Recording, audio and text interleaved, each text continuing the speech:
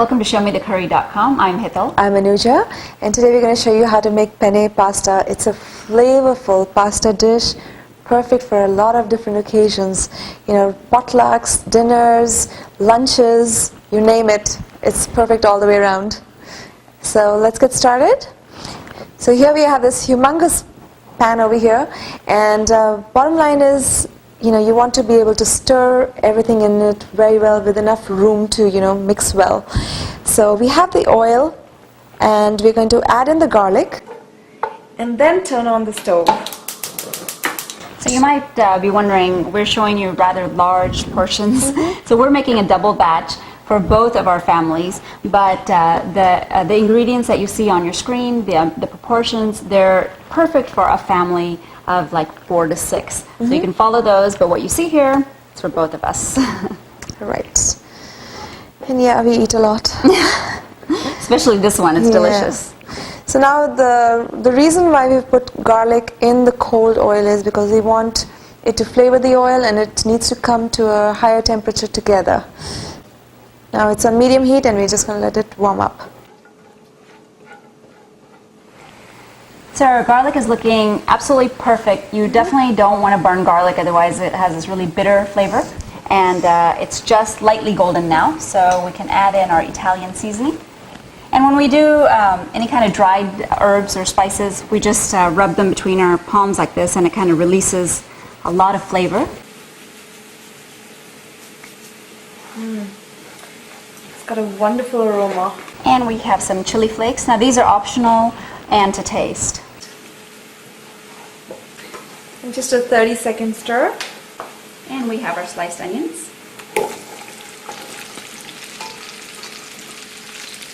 And mix. We're going to just let it cook for about a minute or so. But also here we're making vegetarian pasta. But if you do want to add chicken or any other meat to it, you know, just before you add in the onions, you can add in your meat and just let it cook, because the oil is hot, and you know, just make like thinner pieces, not very big chunky pieces, so that it cooks faster. And just cook it till it's done, and then you can add in the onions and go on forth from this process onwards as the same as this recipe. So our onions have been cooking for about 2 minutes, and it's time to add in our bell pepper. Now look at this, awesome. I can't get over the color. We were just fortunate to have all these beautiful colored bell peppers. They're in season right now. Yes. But if you can't find all these colors, that's fine. You can, you know, use your plain green ones if you have them, or green and red. Those are usually the most common ones. But in these go.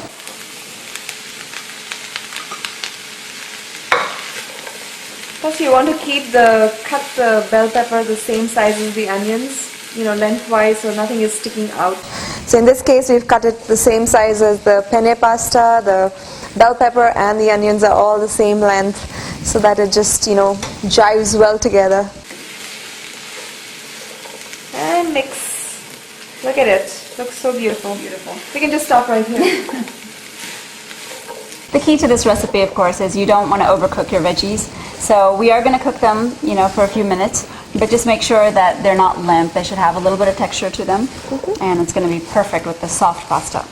Also, what we're going to do is we're going to crank up the heat to a high, just so that the veggies don't let water go, and so they retain their crunch and yet get cooked. So an important thing to do in this process is get your pasta water boiling and your pasta cooking, because that takes quite a bit of time. And while all this is happening, you know, if that's happening at the same time, it'll all just get done a lot sooner and efficient way of cooking. Right. So be sure you cook your pasta per package directions, and add a little extra salt in there, because the pasta needs a lot of flavor. So when it goes in there, it's all flavorful. And cook it al dente, right? Yes. That means a little on the kacha side. Alright, this looks fantastic. The onions are a little translucent, so you know they've got that sharpness out of them, and yet they have their crunch, and it looks fantastic. Now what we're going to do is we're going to salt this. Mix. So once that's mixed, we can add in our sun-dried tomatoes and artichoke hearts. These were the ones that are packed in oil, so be sure you use a lot of that oil. You're going to need a little bit of oil to coat your pasta, so we're going to use this up. And plus it's so flavorful, you don't want to miss out on that flavor. And mix. And here is our tomatoes.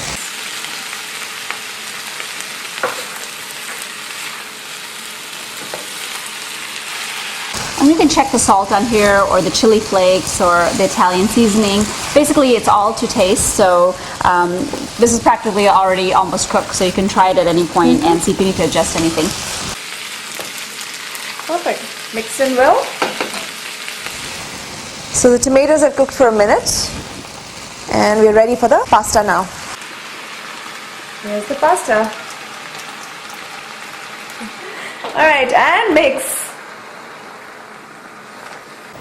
This is actually a good time to add in your lemon juice also while it's being mixed.